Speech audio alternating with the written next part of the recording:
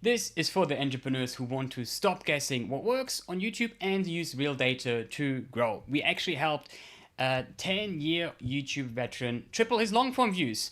And by posting actually half as often, basically a 6x. So no hacks, just YouTube analytics. And in this video, I'll walk you through exactly how we used all the data in the YouTube studio and how to understand the algorithm. So we divided it in 3 parts, which is the algorithm. What is this mysterious algorithm thing? Data, so what all these metrics mean, and last but not least, the strategy behind, if we haven't already covered it in the metrics themselves. So what is this mysterious thing everyone is talking about and the gurus especially going like super crazy about? And to be honest, it's actually not that mysterious, because it's not any code or thing, it is actually just people. So this code all behind this algorithm is just monitoring, like mimicking, mirroring what your audience does, the behavior, like how long do they watch, do they click, and all these things. And most importantly, actually, it's all about the viewer satisfaction on YouTube. That's the main focus from YouTube. And that's why the golden rule on YouTube is actually keep them watching. So this is the simple rule. Keep them watching, because the longer they are on the platform, the more ads can YouTube show. And at the end of the day, YouTube is also just a business.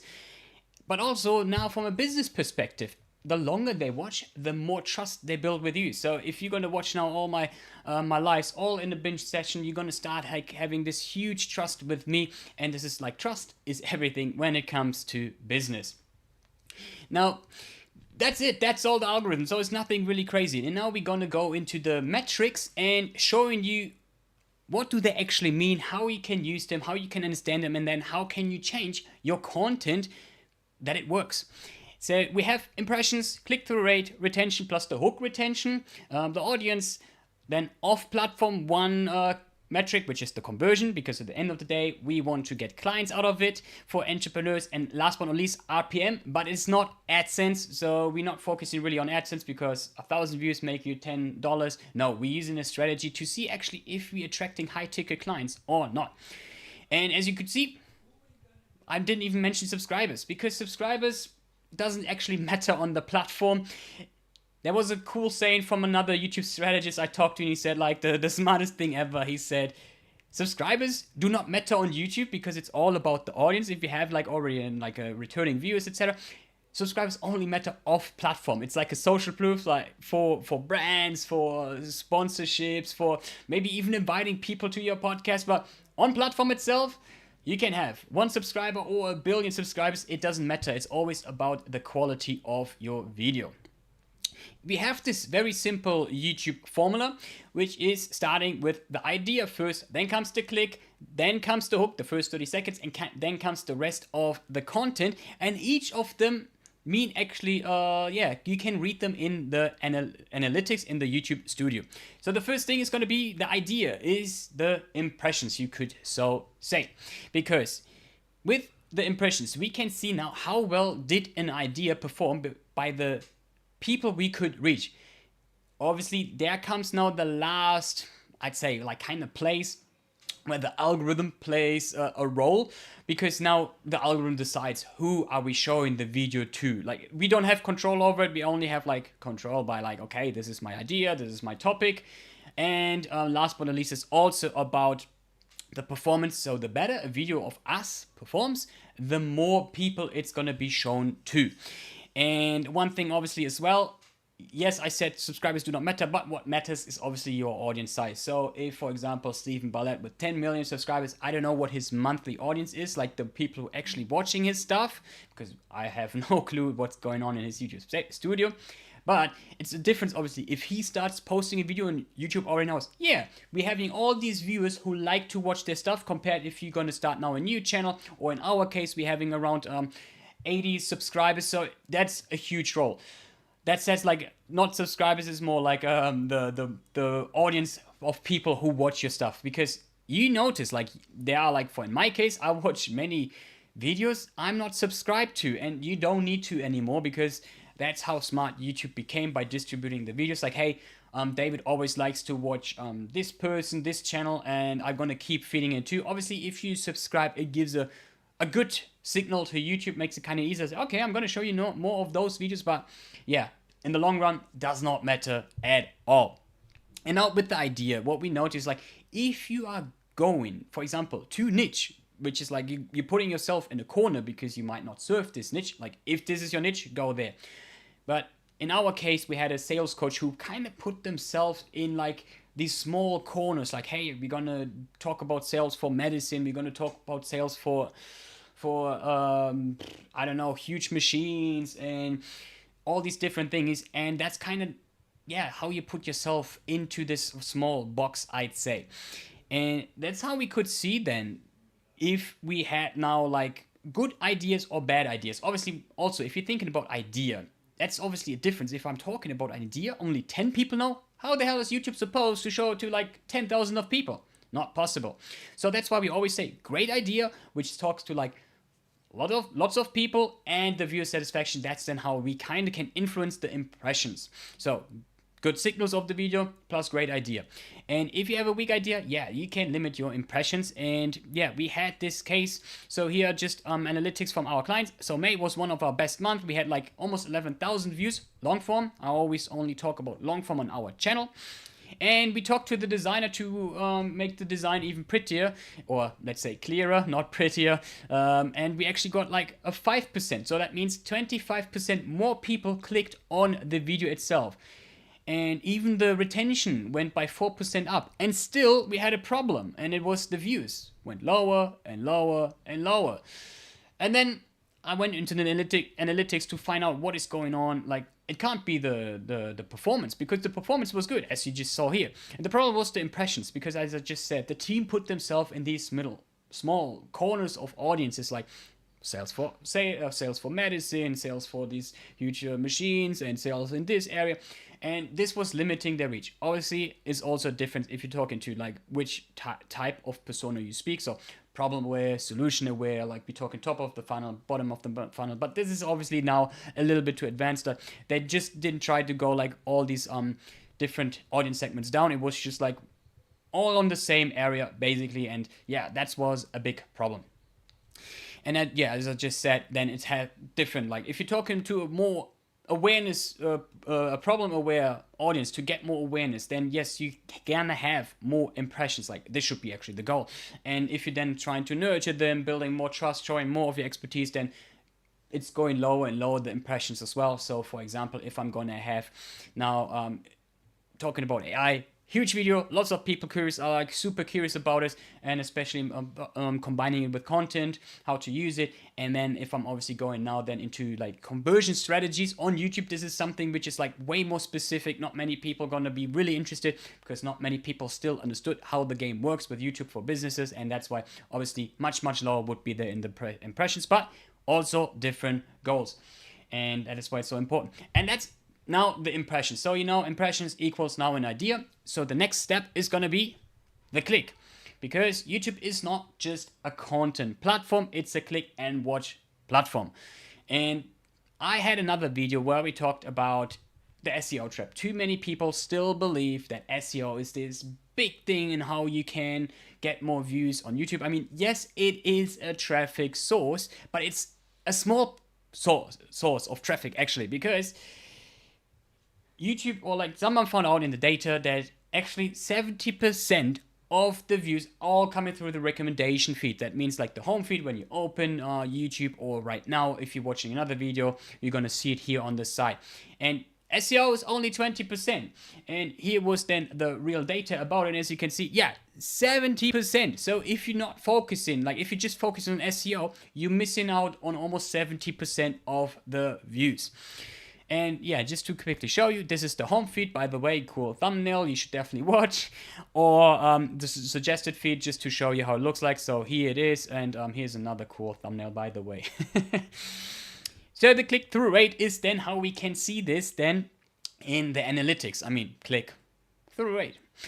And we always see it as a two-punch combo. What it means, like usually the thumbnail gets the attention and the title seals the deal.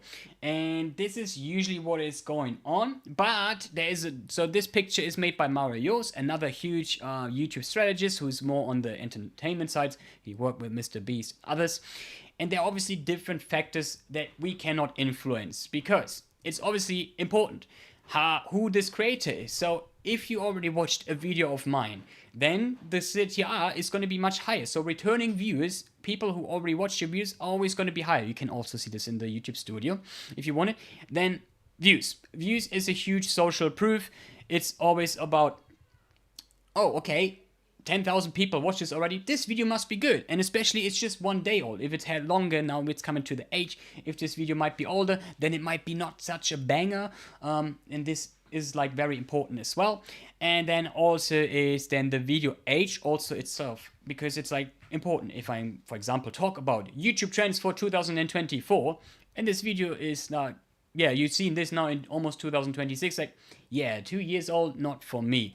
Another thing is now AI. AI is moving rapidly fast. So if this video is now, in this case, 5 months old, in AI age, this is like too old already. This is old fashioned also already, depending on the type. So very important as well. And then also the video length. So for example, if you're going to see, hey, this is now 1 hour long, this masterclass, but I only have like, I'm super busy, you're probably not going to watch. Or you just want like a something quick to spend some that time, yeah, also not. So this is also obviously a huge thing if you are the type of person who likes to watch longer videos, shorter videos, etc. And ultimately also there are some people saying, hey, this is the full masterclass for content creation on Instagram. It's a full masterclass, like big on the thumbnail and big on the title, and then it's like 5 minutes. Like, yeah, that's not for me. That is not really feeling like a masterclass. Yeah, but some people do that. So yeah, two-punch combo, we're gonna focus obviously on the things that we can control. But the way we can control it obviously is working on title and thumbnail. And the biggest problem I always see is that people are not clear enough. So as we said, we are on the home feed. People are only scanning what I'm gonna watch next. It's not gonna be like, am I gonna watch today the video of David or not? It's not like Tinder where they swipe left and right. No, I'm currently competing with like the biggest people in my audience and even adjacent niches, because you like to watch other stuff. So they're gonna be maybe Alex Hormozi, Stephen Bartlett, vidIQ, whoever it is. So yeah, I need to compete against them. So I need to be as clear as possible, and I need to kind of be smarter as them by building a curiosity gap and speaking directly to you. Like, this video should be done for you. So in this case, it's the algorithm masterclass for entrepreneurs. So if you're a creator, entertainer, whatever, this is probably not the video for you. But if you're an entrepreneur, this video is obviously for you. And then that's why we can work more on clarity, not on cleverness. Don't use jargon. These are things that can ruin your click then. And there is a guideline on what is a good CTR, what is not a good CTR. So as we said, browse, which in this case means then the home feed. I don't know why YouTube is always changing the names. A 5% is already a good indicator. That said, it's not a set in stone metric. Like it says like, if your CTR is 5%, then your video will go viral. No, it's just a rule of thumb. Check in, because for every niche it's different. It's also different, like how big is your loyal audience already, like how big are the returning viewers and the impressions as well. And in suggested, it's a 1 till 2%. So if you're underneath there, you already know, okay, I could improve these. How can I make this? Let me rework thumbnails, try to make it clearer by only using 3 elements, not overcrowded, clear contrast, title. I'm going to try to speak more to the emotions and all these things. And as I said, impressions also matter a lot, because we don't have control of who this video is going to be shown to. That's YouTube's job, unfortunately. And that's why the more people this gets shown to, the lower the CTR is going to be, because simply the audience size is going to be bigger, and eventually broader as well. So they're going to say, hey, I got now this good signals because like I showed it already to 1 million people, but they all enjoyed it. Let's show it to more people eventually, because that's why sometimes you see like certain YouTube videos in your home feed for almost a week, and it's like still sitting there, and it's like sometimes I get by some of them annoyed. It's like, man, stop recommending me this. And yeah, so it's very heavily dependent on your niche, your audience, and your channel. So that's why no one can give you the right answer always then compare videos with the same impression size. So we're talking here 1,000 till 10,000 and above 10,000 till 100,000 is just a rule of thumb. But don't worry, to improve this, we also obviously have a title GPT, for example, which is going to help you speak and then using these emotional triggers. So it's going to help you, and we have all our wisdom about psychology in there, and we also having a thumbnail wall to get inspirations, like, because most of the times people are just using other thumbnails and titles that were previously to then use it on there. And that's what we do. We sometimes see an idea and we take in our inspirations, like, hey, how could we use this in our case? But just don't steal, like, don't just maybe a copycat. Copycats are bad. And you can grab them all in our school community, which is like ranked above the top 10 YouTube school community last time I checked. Although we just had 50 members now, so 50 entrepreneurs. It's because this community is actually alive and people are engaging, and it's a really cool conversation. So after the click obviously comes then the hook, so the first 30 seconds, simply because there's a difference between good clickbait and bad clickbait, and the way YouTube sees this and finds this is through then the first 30 seconds. So very importantly, if you go, for easiest example, Mr. Beast, if he's gonna say, today I'm gonna put this Lamborghini in this huge metal press, and there is no Lamborghini, people's like, okay, where's the Lamborghini? I'm out of here. So you need to have the proof there as well. So the title thumbnail is the promise, and then we need to deliver on this promise. That's why we also like to say that title and thumbnail, or like especially the thumbnail, is like a window into the video. So that's why also these super authentic videos can perform very, very well too, because people are, I know exactly what I can expect from this. And it's also the biggest drop in the retention as well. You're always going to see it. It's like the hockey stick, if you're going to see here. So here you can see it's always the biggest drop. Also, you can see that YouTube is always showing you this. It's always going to tell you on the bottom, yep, 43% of viewers are still watching around the 30-second mark. That also means our job is to make this drop as low as possible. So that's what you can think about your hook. How can I make this drop the lowest as possible so that people liking this vibe? I delivered on the proof that I said in the title and thumbnail, and people don't feel clickbaited, and sometimes there's still a 30% who don't like just your vibe, your voice, whatever it is. Don't worry, it is what it is. And so you can see here now the two retentions. As you can see, this one already has an overall better retention just because the hook was better. These are all almost 1 hour long podcast, and the retention is always kind of linear from after the hook. And then, so the lower it is there, the overall retention also gonna be there. And that's why the hook is also super important. And the rule here, again, it's not set in stone. Try to go for 70%. If you're going for 70%, you're already doing very, very well. And then always check, why did one of the hooks, in this case, the 40%, what happened there? Is was I rambling too much? Was I just talking too much, which was not about the topic or whatnot? And then you also need to keep them, make them a little bit curious by saying, hey, I'm also going to have something for you that no one else has spoken about yet. Things like that, or I'm going to have a special feature for you, to also try to tickle a little bit of their curiosity so that they're also going to stay for the whole video. But don't worry, you also have a hook GPT. Where can you grab it? Obviously in our community, and they're also cool entrepreneurs. And after the hook now, obviously, as I already showed you, comes then the rest of the video, meaning the retention. So very importantly, obviously, it's the difference if I'm going to have a video that is 2 minutes long, or a podcast or masterclass which is almost an hour long. Because now if I'm always going in percentages, but we also need to compare by the length, because it's obviously a difference if I'm having now this short video, for example, a 3-minute video with a 62 retention rate. It's okay, people made it to the 2 minute. It's that's not a lot. But if I'm having now a 30% of a 30-minute video, that's already over 10 minutes. So it's a huge difference. And it's YouTube's like, why didn't you just watch the last minute? Like, what happened there? So that's why obviously the shorter the video is, the higher the retention should be as well. This here again is just a guideline. It's just saying what like top 10% of videos do, but it doesn't matter if you just suddenly have a 30% on your 2-minute video. It's not gonna be like you're gonna like super viral. At the end of the day, it's always about, are people really satisfied? Is your video in like other better videos than yours or not? And then that's how YouTube kind of ranks them in their internal system.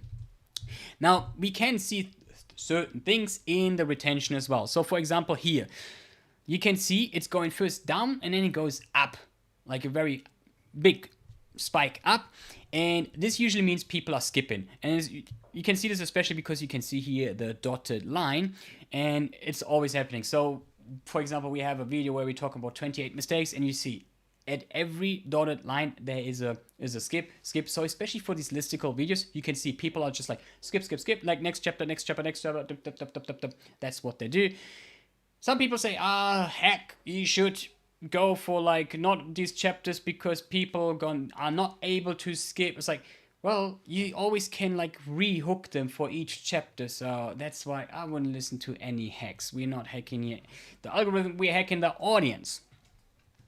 And this is how you can see these things. And then also in this case, I would go back to this chapter as well, because it has such a huge, like, it's like the biggest drop after the hook. It's like, if we would do another video like this, or like having another podcast episode in this case, can we put this topic in the back, like for another similar video? And that's how then you analyze what's going on. Also, what you can see is like, yeah, I just mentioned the dip. So this is what I would analyze now. Okay, what happened here? Can we put this in the back, or do we need to delete it completely so we learn from our mistakes? Always good to learn from mistakes and the successes from our channel. So, and that's why also, as we said in the beginning, like everything is about the average view duration. It's a huge indicator for YouTube if people are enjoying this video, are not enjoying this video.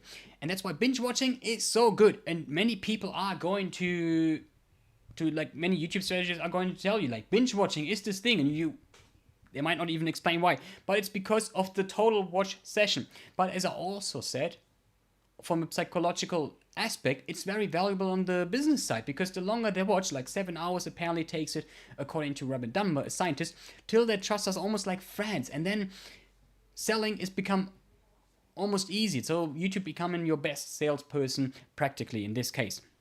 So that's why if you go in, the end screen is super important as well. If I can quickly go back here, you can always see, no, I'm going to show it in a second. So here, you can always see here this at the end. It's always like, this one is not so extreme. I had once a video which was like really like, was really bad. It was one of my, on my first channel.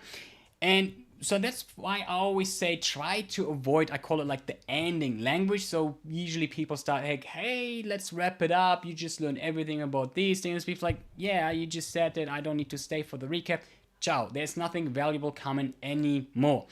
That's why I avoid it. Also, like, don't start saying like, subscribe and like, and this is totally nonsense. As I also said, the subscribing doesn't really matter. Subscribers is like just a social proof number, and that's it. It can also be like that people were on your channel. So when you have a 10-year-old channel, you might have 10,000 subscribers because in the past you got these, but these people never coming back.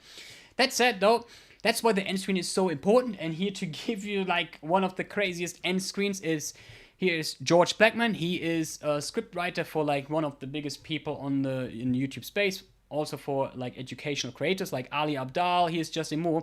And here was a video of his, so in average he has an 11%, which is crazy good.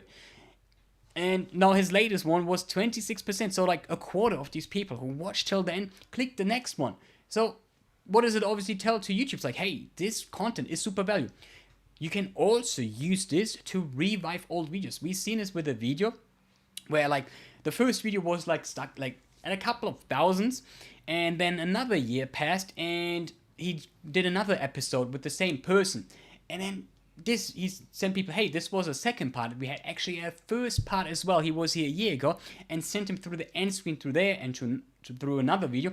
And this video started to get like more views again, and started to like kind of kickstart the algorithm. again to send this video to more people, because suddenly it got like way more data and all these people liked it. So hey, okay, this got so much fresh data, let's send it to more people. That's why end screen is so important, and always thinking, what is the goal of the video? Where do I send people? Do I send them to another video, or do I send them to a landing page, because this video is now like much lower in the funnel, like maybe a deep dive masterclass, whatever it is. So now we talked about impressions, click-through rate, retention, hook retention, obviously. Let's talk now about the different metrics such as audience. So audience is like in business, it's like churn. The higher the churn, the more you need to hustle. And that's the same thing with returning views. If you, every time you need to get like more new views, YouTube's gonna start thinking like, why the hell are people not sticking around? Like, is he just clickbaiting people into the channel, or whatever weird stuff is going on? And YouTube actually did recently an update on that to go even deeper into what's going on with your audience. So we're having new, casual, and not returning, the regular ones. So this was a mistake. So, and this is all in percentage, so you can also see like what do they prefer to watch, what are the videos like, which is working better for the regular ones and the casual ones and the new ones. So new ones obviously brand new on the channel, casual ones are like up to 6 months, so like they'll watch at least a second video, and then regular is always above. And as you can see, you're always talking to around 80% of new people. Can be 70 as well, but yeah, roughly 80%. So never start a video with like, hey, welcome back. And 80% of the people's like, this is my first video, but okay. So obviously you have then actual number behind it, so always check that. So very important is obviously the monthly audience here. You always want this to grow. So what you do is like, you check from month to month, is this now growing with like the same quality and frequency of videos? Obviously, if you're going to stop posting, like if you're going to start posting less videos, but they have like the similar view size, then obviously the monthly audience will go lower. But yeah, always check your monthly audience and see if this number is growing or not. And if not, you need to go back. Did we do something wrong? Are we losing our audience because of the topics, or is it now the format, or what is it? You need to then obviously go deeper into your analytics to find out what is going on. So that's it. And now we're going off platform conversion, because at the end of the day, yeah, views don't pay the bills, clients do. So we are having actually a tracking system. You need to just track everything. So it's not just about the click rate, meaning like people watching. It's about the click rate and not just about people watching. Click rate, I mean like your links in the description. So if you're sending people to your offer, to your website, please do not send them to Instagram, LinkedIn, unless it's helping your business. So it's, I would say always max of 2 links is the best. If you may be in design, yes, I understand, like if you're interior designer, website designer, something like that, I understand that you're using also Instagram because it's just a visual thing. But most of the cases, for example, if you're a consultant, a coach, anything like that, usually doesn't help Instagram, LinkedIn, like you're just collecting internet points. Send them directly to your website, send them to your lead magnet email newsletter, where you can nurture them much more effective than that. And we have this tracking system, so usually the best thing is obviously just having 1 link, and we also use then unique links and UTM parameters. I'm gonna explain the UTM parameters in a second, but tell me, if you would have this clear description, would you try to read through it, or would you like immediately close it like, nah, not for me? Well, probably your answer is, yeah, not for me. I'm gonna close it immediately. I'm not even gonna try. How about this one? Isn't that much clearer? As you can see, we're using branded links as well. So it's like David and Luana /YouTube 49. And then we also have it for our school community, David and Luana /school. So it looks also much more trustworthy, and it's like easier to scan. And we usually just use 1 line of description, so YouTube understands a little bit better of what the video is actually about. And yeah, tags and stuff are not even that interesting. YouTube also said it many times. If you're curious about this, you can always watch another video about the SEO trap, which we had as well. And then I just have chapters. So this was a super short video. So I just had 2 chapters, and that was it. Actually, yeah. 2 chapters, because that was the end of the video basically. And then we use it for that. We use Dub. We used previously Bitly, but Bitly always have this weird links, like first it's like Bitly and then slash, most of the times weird numbers. I couldn't use the API service as well, so many things. So Dub is now a very good platform. I really like using Dub, and many people are also saying Dub is one of the best ones. You can start for free. You can use your branded links, so it is compared to Bitly. You're always making, you're not making advertisement for other people. You're always making advertisement for your brand, not for Bitly. Like, you don't even know I'm using Bitly here, Dub. You don't see that. So much better. Hey, welcome Riley.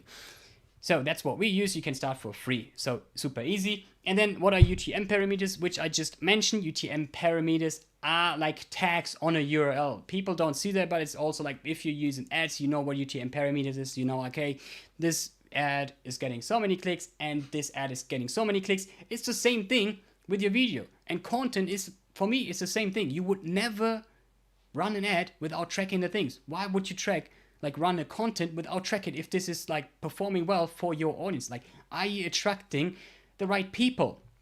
So very important. Now we can see video 1 got 50 people clicking, video 2 got only 20, and then we need to see why. And now we can see what is attracting just curious people and what is attracting our ideal clients. That is so much more important if you're running a business. And yes, as I said in the beginning, we have different goals. So meaning we have some videos which are just to get like more awareness, getting more people into the channel. And then we have videos which I call like the money printers. These are like, we know every month we need to do them because it's always bringing new people in. And without tracking, I would not know which videos are super important for our audience, because at the end of the day, views tell you only half of the story. It's just part of the metric. And just to tell you, on average, this is like a super average number though, because it's also entertainment included with all their sponsored and branded links and the affiliate links, as you could see the description before, which was super messy. It's a 0.1. How can you improve this? I have just 1-2 links, clean description, that's it. And so the average is go for at least a 1%. You, as I said, you can already do this by limiting your links, and also drive people directly too. So if this video is just there, it's like, hey, if you want all these lead magnets, go on our school page. But then it's also about certain topics and formats attracting different people. That's how we actually, like as I said, we found a money printer format for one of our clients. We know, okay, this format now with like Q&As where we include the community is performing so well. And it's a solo episode, not just a guest episodes, for example. And those videos suddenly go like from a 1% to a 3%. And also we did a video on our channel, which like some videos go like, had a 10%. So if you want 100 times more of leads, focus on these things and try to find out what is working for you. So that's it. A Q&A might not work for your case. You need to figure it out. Test, always test, track, and then see what's working. So, because the important thing is, it's a pipeline. It's the video first. So are we getting enough people in the pipeline? Then it's like the next thing. Is the CTA link working? Like, are people clicking our CTA click? Then comes the landing page, obviously. And then from there, how can we close the most people? So if you're not getting enough views, then okay, it's the video's fault. What can we do? So it's like the idea, the click, the hook, video. And okay, then next thing would be the CTA click. So we can see, okay, is it maybe, do we need to change the copy of the wording of our CTA link? Or do we need to mention more often? Do we need to mention it early in the video? All these things. Obviously, landing page is always a thing you need to rework. And then, are you closing the people? That said, though, so our clients are seeing a 20 till 30% conversion rate on the landing page. This is the power of YouTube. Something LinkedIn, Instagram can't do. That's because people are building the trust and the trust and the trust. Most of the times, like, Instagram is, my opinion, is just dopamine, and it's like so hard to convert people. Now compare this obviously with the 4 till 6% on average for landing pages. That's bonkers. Like, it's a 5x. If you want 5 times your leads, do YouTube videos. Go for it. Very important. And we can also see through that. So our client, one of our clients, is also like, some of them are doing podcasting, and they are obviously using Spotify, Apple Podcasts as well. And the funny thing is, they are on Spotify much bigger. They have like 40,000, I think, per month on Spotify, because Spotify likes quantity. And on YouTube, there are 10,000 long form views. And YouTube is having a conversion of like 3% convert to Spotify. I think it was 0.5%. So it's funny, although like the YouTube is such smaller, it's much bigger in conversion. So we know, okay, YouTube in this case, now that we can see at what point YouTube is gonna outweigh this huge audience, although it's like smaller, simply because YouTube, in my opinion, is more active, while Spotify is usually people on the go, not paying too much attention, I'd say, sometimes walking the dog. And now we're having two examples of which videos are bringing in like more curious people, but no clicks, and videos that bring in clicks, and that's what is like 10%, and we're gonna double down on these.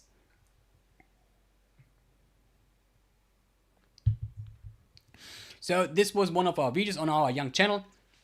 800 views. It is a 10x on our channel. So super good. The problem though was 2 clicks. So basically no clients. So if my goal was to get more clients to this video, I can't do this too often. It's like AI, always careful. It's a huge topic, but I don't want too many people about AI on my channel. So it's always like you always need to be careful. That's why also going viral sometimes can backfire if you have like, if you're going viral for a wrong topic and you suddenly have all these people in your channel. So be very careful. But our very first video on our channel had 200 views and it got 20 clicks. That's a 10% conversion rate. So this is a huge money printer. That's why I understood, like, wow, like early in my entrepreneur YouTube journey, I noticed like masterclasses, deep dives. That's the power of them, because we're giving away all our secrets and then we sell the implementation. And this also got us 2 booked calls, and inbound leads is just the greatest, obviously. So we had now also the conversion. So last but not least, let's talk about RPM. So this is a super underrated strategy. Not many people talk about it, and it's not about AdSense, as I said, because simply RPM is like, what do YouTube pay you out after like they took their share of what their advertisers pay, etc. So you can also get, like here it says like YouTube Premium, channel membership, super chat, but let's keep it simple. Okay, like usually educational content is like $10 for 1,000 views, while some of our clients make 1 till 3 high ticket clients in with the videos with 500 views. Yeah, you pick. So the thing is, we can see now, we can scan our audience through the RPM, because for gaming, for example, is like super low, the RPM. So it means like if I'm having too many gamers on the channel, like the RPM is going lower. But instead, like finance and business stuff is like going above 20%, depending on what it is. Obviously, depending what ads are going to be played on your videos. So this is how we can see that. Are we attracting high ticket clients or not? So we had this example to give you a sales example. I think it's the easiest always to understand. The lowest one was objection handling. First, I didn't think too much about it, but after I saw these numbers, mind blowing, and everything made sense. And the highest was CRM, so client relationship management tool. So objection handling is like, yeah, of course, because now objection handling, many people are like, many beginners are attracted to these things. Makes sense. More beginners, more like every person, doesn't even need to be a salesperson, is interested. As an entrepreneur, I need to know how to handle objections to get more sales out of it.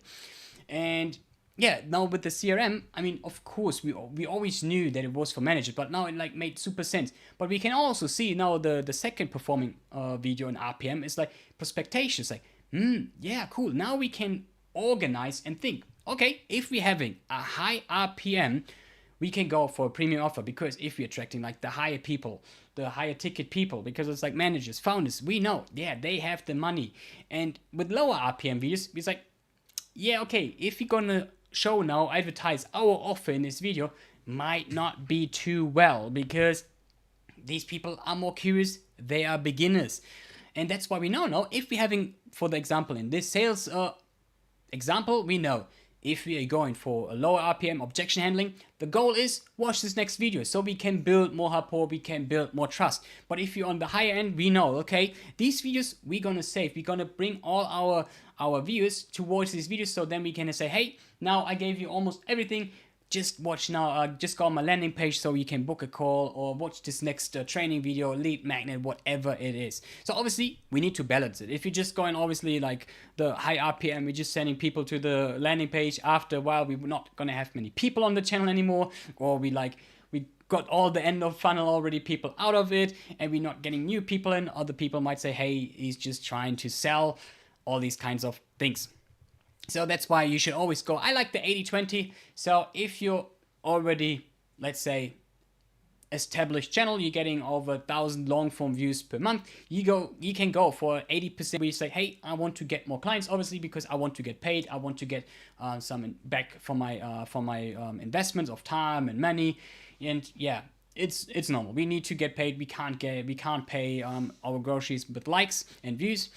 And then another 20%, yeah, try to go these for viral formats and what is blowing up, and go for trends, and yeah, try to get more people in, and just in total try to experiment new formats. That's how we found out that this community type format that worked for one of our clients so exceptionally well, this is now something we need to do every month. And yeah, there's another strategy which is like the 40-40-20, means like you go for top, so more like getting more people to know you, then you go a little bit more middle, you guide them to what is the next good thing. So maybe with AI I'm gonna kind of try to get more attention, and from there my goal is to get people into watching to the next, like going deeper into the strategy, learning more about that how you use YouTube for business, not just for views and influence, like these influencers and entertainment use. And then at the end it's like you go for like these deep videos, like masterclass, deep dives. Obviously I can't do these videos every week. I would just burn out, because they take a little bit more research, they take a little bit more preparation, and they're just longer. So yeah, everything is gonna be like costing me more in time, and mostly time, and yeah, all these things. And that's why we can go like the video conversion you could go. So as I said, so I'm having now this video with like AI is kind of destroying short form content. Okay, this was not good to attract people. Let's send them to the next one. Let's educate them on our system. So if, for example, I had this video about video formats, which videos make more money, and we had them all on, yeah, ranked them all. By the way, shorts was on the bottom. I even created a new tier list for shorts. And then last but not least, we can send them to a case study, a deep dive, because now like, okay, you already watched them, and that's, we always plan now as well. We always have, okay, which videos are good to attract and which is the next video. So the end goal is always, how can we get the people from video, maybe if we're starting here or here, how can we get them to here? So we're always thinking, how can we build like this pipe to get them then at the end on our landing page? So, or maybe it's in different videos. So we're gonna have building a few videos which sending people to your lead magnet, your landing page, whatever it is. And that's what we always think as well. Very important. And now it's obviously, okay, what about how should you do these things? What about like come up with these things? So obviously, as I said, every video has different goals. So ranking each video by itself would be a huge problem, because some videos, as we said, are just there to catch your attention. So, and some videos are good for getting clients, but the views might be lower because it's obviously bottom of the funnel and it's not attracting too many beginners maybe. So that's why it's always important. I go for like 60 to 90 days. That's how I plan always my content. Therefore, I always, after I have this batch done, I know, okay, from here, I need to go back to the analytics. What happened? How was the performance? Did we reach our goals with the videos that should get more people? Or did we reach the goal with the videos that should get more clients? And all these things. And some videos actually need more time, and some videos can even pop up a year later. We've seen this many times. Some videos might need a second push, something externally happens, or sometimes it just need to marinate in the algorithm, and then YouTube gets more data. It's like, hey, okay, now I know exactly what we need to show this to more people. Sometimes it just works for that, and especially for smaller channels, that can happen as well. And too many mistakes we've seen, like especially people are just uploading blindly and they're ignoring then obviously audience signals. It's always about the audience. It's never about some algorithm, and it's never about us, unfortunately. So it's always about the audience. How can we nurture them? How can we do these things? And you should never chase virality, because as I said, it can backfire. Always nurture your audience. And yeah, this is then the whole complete algorithm masterclass, everything. And obviously I showed you all the tools, how you can make things easier. You can also join our community. The link is just down below. This is a deep dive. I gave you all the secrets, so the only thing I can tell you now is the implementation. So see you in the community.